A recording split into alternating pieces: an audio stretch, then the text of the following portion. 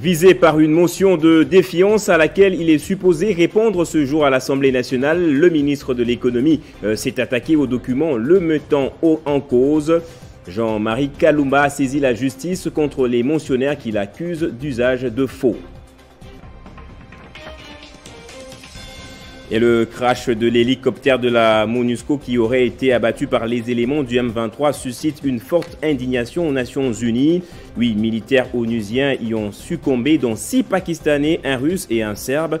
Une importante réunion de sécurité a été présidée hier par le Premier ministre. Et à l'enseignement supérieur et universitaire, les travaux en commission paritaire entre le banc syndical des professeurs et le gouvernement semblent se poursuivre à bonne fin. Le RAPUCO a par ailleurs invité les professeurs à reprendre les activités jusqu'à la fin des discussions. Bienvenue à vous tous et merci d'être avec nous sur Télé 50 à la une de l'actualité. Il lui est reproché notamment la hausse des prix des produits de première nécessité. Le ministre de l'économie nationale est attendu ce mercredi à l'Assemblée nationale pour répondre à une motion de défiance initiée contre lui par 70 députés nationaux. Jean-Marie Kalumba a recusé ce document qui l'incrimine, accusant les motionnaires d'usage de faux en écriture. Pour lui, la motion aurait été signée également par des non-députés. Ses avocats ont saisi à cet effet le parquet près la cour de cassation.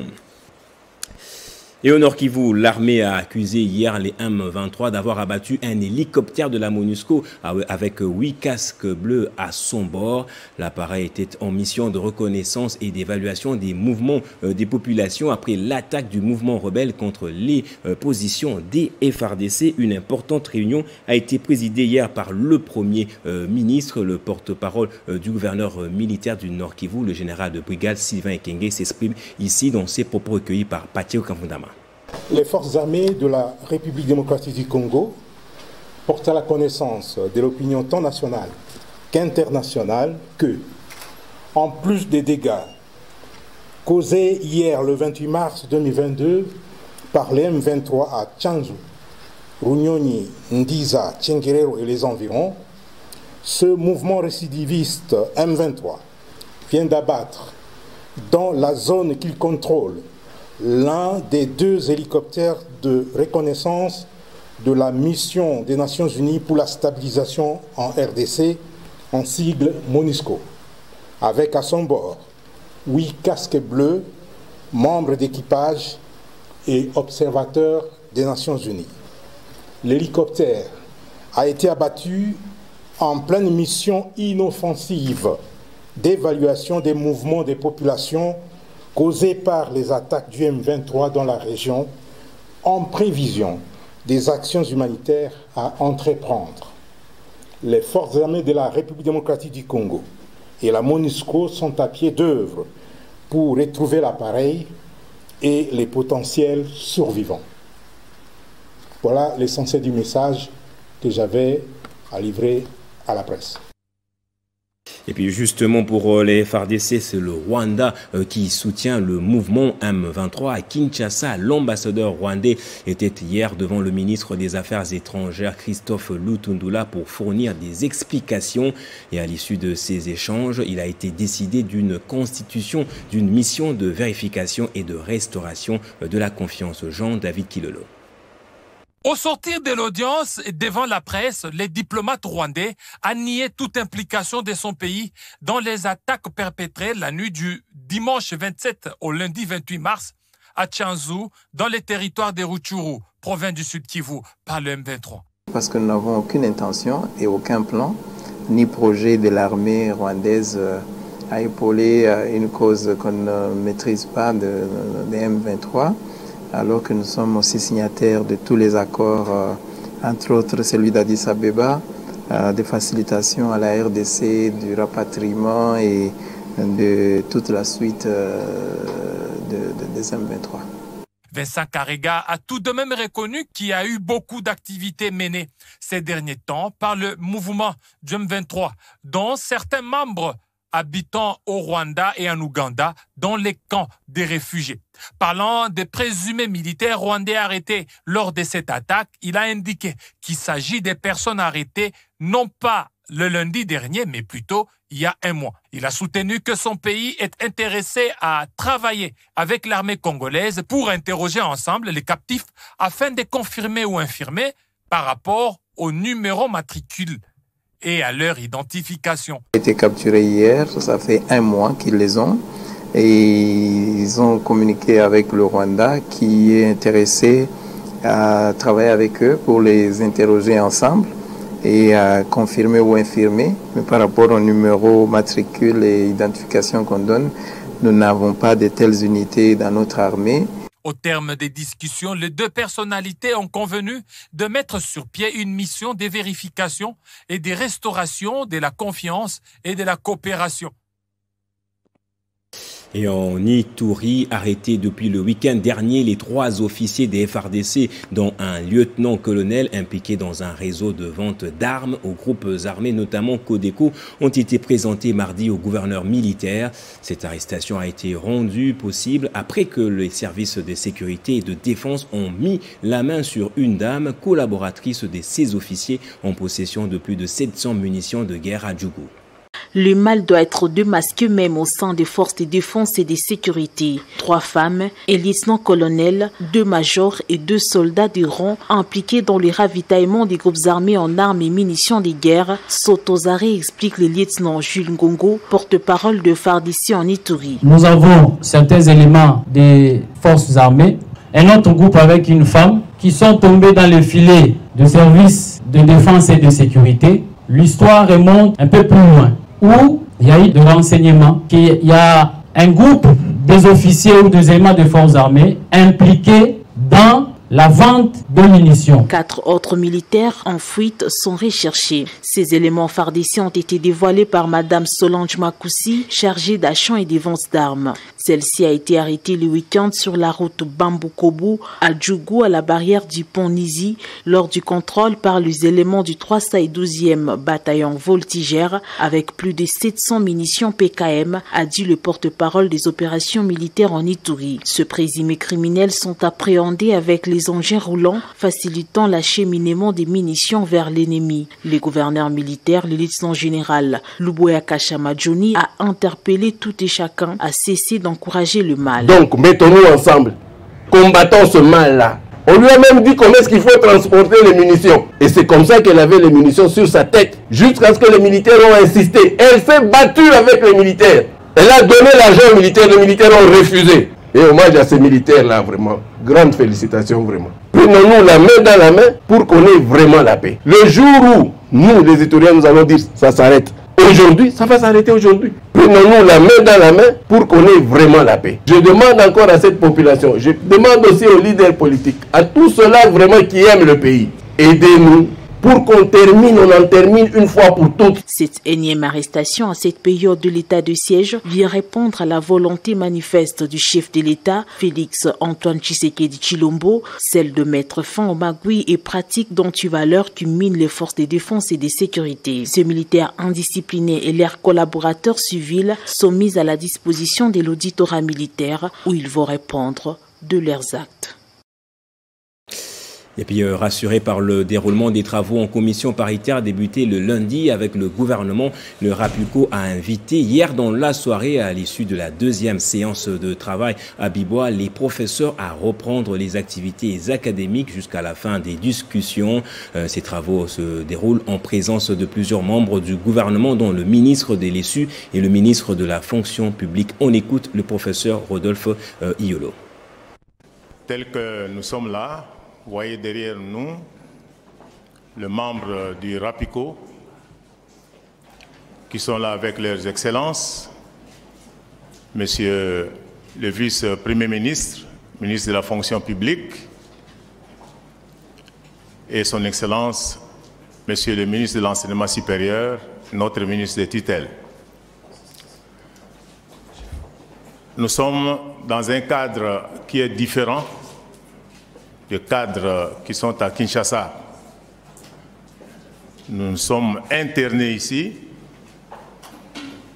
pour les travaux de la commission paritaire que son Excellence, Monsieur le vice-premier ministre, ministre de la fonction publique, avait bien ouvert à Kinshasa à l'immeuble intelligent. Donc, c'est la suite. Nous sommes en plein travaux depuis 3 jours. Et comme vous pouvez le constater, que les activités sont intenses. Nous travaillons sans relâche pour que nous puissions terminer ces travaux en un temps record. Comme vous pouvez le savoir, l'action syndicale a ses principes. Comme je viens de le dire, nous avons entamé les travaux de la commission paritaire depuis 3 jours. Nous ne voyons pas pourquoi nous devons continuer à laisser nos bases sans les mettre en activité. Nous demandons à toutes nos bases qui nous suivent maintenant de reprendre le travail pendant ces jours que vont durer les travaux de la commission paritaire. Et puis en image, Marie-Olive Lembe-Kabila, présidente de l'ASBL Initiative Plus, a clôturé le mois de mars, mois dédié aux droits de femmes avec la fondation Mwimba Texas et les femmes du PPRD dans la salle Reine de la Paix à Gombe ce mercredi. L'épouse de l'ancien président de la République va parrainer une journée de réflexion sur l'autonomisation de la femme albinos. Nous y reviendrons ce soir dans notre prochaine édition. Et les agents de la Banque internationale pour l'Afrique au Congo, en liquidation depuis mai 2021, ont organisé mardi un sit-in devant le ministère des Finances. Cette mobilisation avait pour objectif d'interpeller les autorités du pays sur la question de la liquidation forcée de la banque qui devrait normalement aboutir au paiement de leurs droits. Bob Ambongo nous en dit plus. Les échos de l'école de leadership implémentée par le professeur Augustin Matata Ponyo à l'université protestante du Congo ont dépassé les frontières congolaises. L'ancien premier ministre Augustin Matata Ponyo veut créer une jeunesse leader caractérisée par la bonne gouvernance. La chance n'existe pas. C'est le travail ardu, c'est toutes ces vertus qui font que des choses arrivent et certaines personnes croient que c'est de la chance. C'est depuis le samedi dernier que le professeur Augustin Matata Ponyo a entamé une série d'ateliers interactifs dans les cadres du club de leadership. À l'ouverture de cette session, étudiants, économistes, juristes, médecins et chercheurs ont pris d'assaut la salle des cours, sans oublier les internautes en ligne pour suivre le direct. Séance tenante, le professeur Augustin Matata Ponyo consacre sa première leçon sur les fondements du leadership. Le leadership est à la base de la création du monde. Le progrès et les découvertes de l'humanité relèvent du leadership, a expliqué Augustin Matata Ponyo aux nouveaux apprenants. Au deuxième jour de l'atelier, le professeur Matata Ponyo a démontré que la vision constitue un élément fondamental du leadership. Un leader est porteur d'une vision, a insisté Augustin Matata Ponyo. Déjà comme de Thomas Edison. Mais imaginez-vous combien de fois il a testé pour que la lumière fût.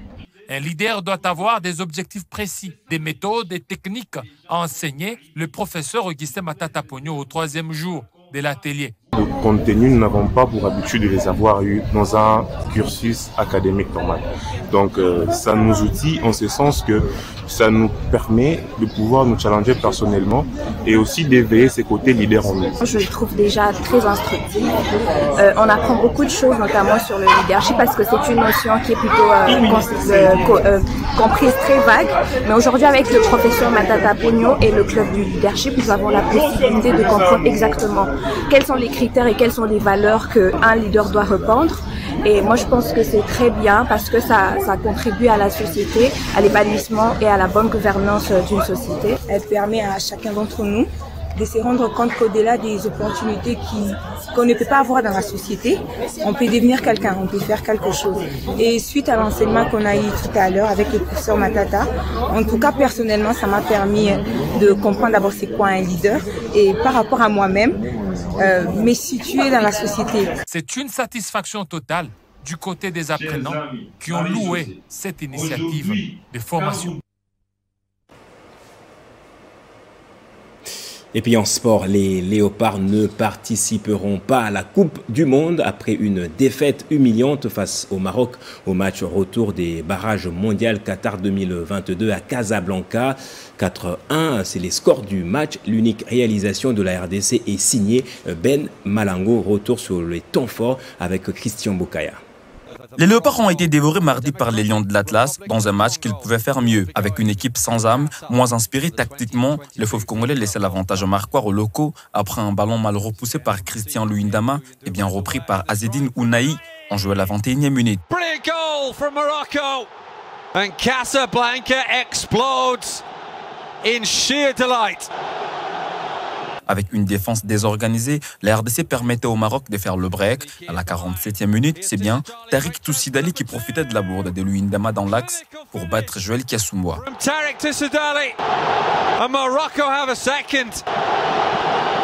2-0 score à la pause. Au retour des vestiaires, les hommes de Raoul Hector Cooper seront définitivement déboussolés en prenant un troisième but à la 54e minute, alors qu'ils pensaient renverser la vapeur. That's the third, and surely that's it from Morocco. La messe s'est radite pour les Léopards à la 69e minute quand Achraf Hakimi marquait le 4e but du Maroc, profitant d'un ballon repoussé par Joël Kiassoumwa. And there is the fourth. Achraf Hakimi. Entré à la 76e minute de jeu, Ben Malango va permettre aux Léopards de réduire ne serait-ce que le score à la 77e minute. Le joueur de Sharia FC envoyait un message fort à Raoul Hector Cooper qu'il a laissé longtemps sur le banc. Les 20 tirés, il faut les boire. Les Léopards devront se préparer pour la Coupe d'Afrique des Nations en 2023. Regardez la Coupe du Monde 2022 à la maison. Et si les Léopards n'ont pas su renverser le Maroc chez lui, les Lions indomptables du Cameroun ont réussi à éjecter l'Algérie à domicile au bout du bout. Rigobert Song et le Cameroun ont battu les Fennecs sur le score de 2-1. L'autre pays qui a créé sensation hier, c'est le Sénégal qui a éliminé l'Égypte après la séance de tirs au but. Christian Bokaya signe de nouveau le commentaire. Les Lions de la Teranga ont éjecté le pharaon d'Égypte hier à Diamnadio dans un match qui a tenu toutes ses promesses.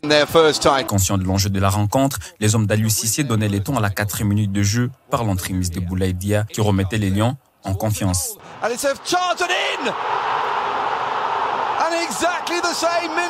Soudain, un climat électrique va s'installer dans le banc des Pharaons, mais les Sénégalais ne tergiversaient pas et dominaient littéralement le match jusqu'au coup de sifflet final. Aux prolongations, le Sénégalais tenait à tout prix faire la différence. Hélas, ils ne seront pas lucides au dernier geste.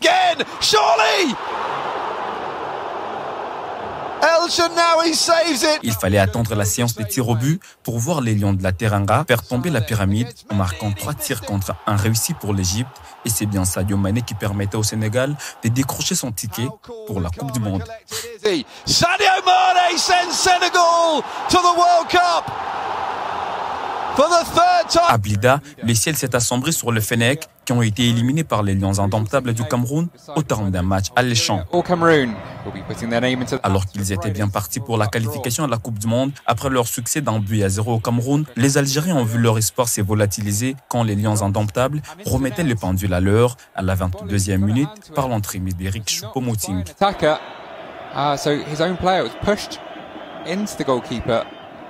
Les hommes de Jamel Belmadi renverseront la vapeur aux prolongations grâce au but de Ahmed Touba. Alors que la qualification était presque acquise, les Fennecs seront surpris à la 124e minute contre toute attente quand Karlet Toko Ekambi marquait le 2e but du Cameroun, but qui permettait aux Lions d'obtenir leur ticket pour la Coupe du Monde. L'autre surprise de la soirée était l'élimination des Super Eagles par le Black Star. Le Nigeria a été accroché par le Ghana sur le score d'1 but partout, alors qu'au match aller, le score était des 0 buts partout. Dans les scénarios de ce match, les visiteurs ouvraient le score à la 10e minute grâce à Thomas Partey. Les locaux réagissaient 12 minutes plus tard par l'entremise de William Troost sur penalty. L'autre pays qui a obtenu son ticket pour la Coupe du Monde, c'est bien la Tunisie. Les Aigles de Carthage ont su imposer un nul vierge aux Aigles du Mali après leur avantage d'un but à 0 acquis à Bamako. Les pays africains qualifiés pour la Coupe du Monde Qatar 2022 seront fixés sur leurs adversaires de la phase de poule ce vendredi à l'issue du tirage au sort. Place au rappel des titres à présent. Visé par une motion de défiance à laquelle il est supposé répondre ce jour à l'Assemblée nationale, le ministre de l'économie nationale s'est attaqué au document le mettant en cause. Jean-Marie Kalumba a saisi la justice contre les motionnaires qui l'accusent d'usage de faux. Et le crash de l'hélicoptère de la MONUSCO qui aurait été abattu par les éléments du M23 suscite une forte indignation aux Nations Unies. 8 militaires onusiens y ont succombé, dont 6 Pakistanais, un Russe et un Serbe. Une importante réunion de sécurité a été présidée hier par le Premier ministre. Et à l'enseignement supérieur et universitaire, les travaux en commission paritaire entre le banc syndical des professeurs et le gouvernement semblent se poursuivre à bonne fin. Le RAPUCO a par ailleurs invité les professeurs à reprendre les activités académiques jusqu'à la fin des discussions. Ne nous quittez pas, on va prendre la revue de presse à présent.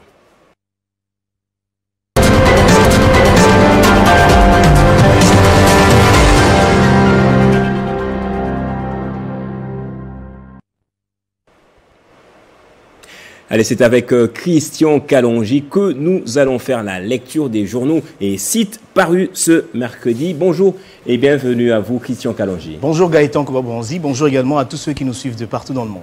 À la une de votre revue de presse de ce mercredi, soutien de Kigali au M23, soutien supposé, bientôt une mission de vérification et de restauration de la confiance. Évidemment, Gaëtan Kouba-Bouanzi, c'est ce qui ressort justement de la convocation hier de l'ambassadeur rwandais par le VPM des Affaires étrangères à propos du soutien présumé de Kigali au M23, écrit Forum des As.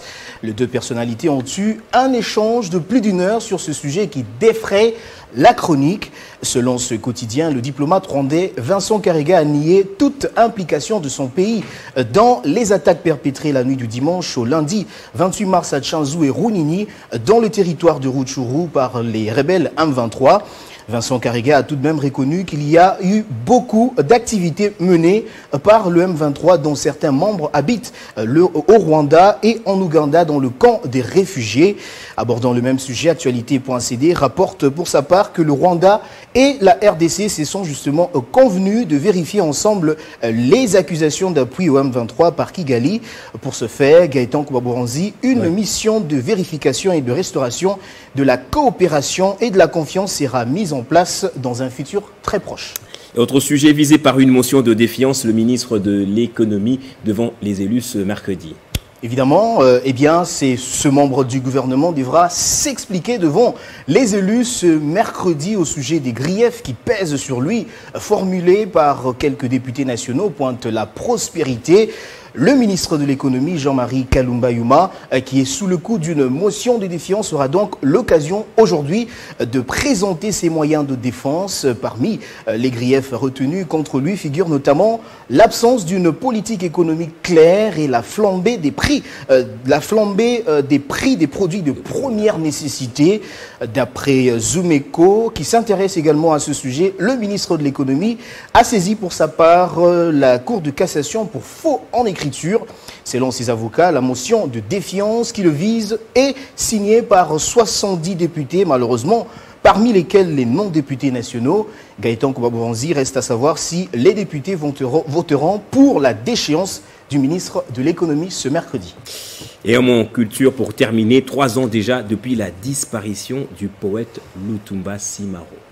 Évidemment, le monde de la musique congolaise et du monde entier se souvient de lui, notamment pour sa capacité hors norme d'écrire ou encore de composer des chansons avec beaucoup d'images, des profondeurs et de vie, écrivent nos confrères d'actualité.cd. Le patron du groupe musical Banaoke est mort à l'âge de 81 ans, incertain le 30 mars 2019 à Paris.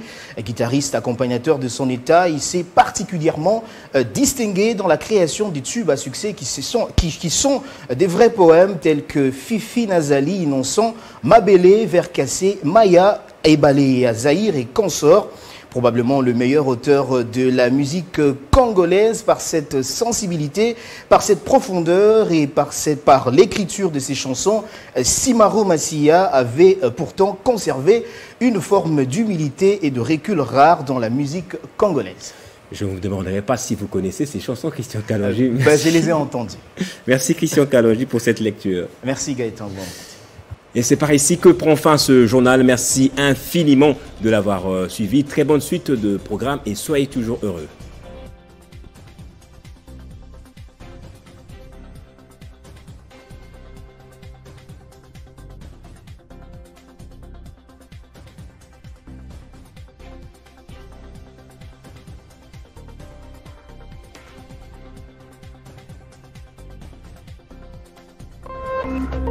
Téléchargez les infos Télé 50 sur www.télé50.cd.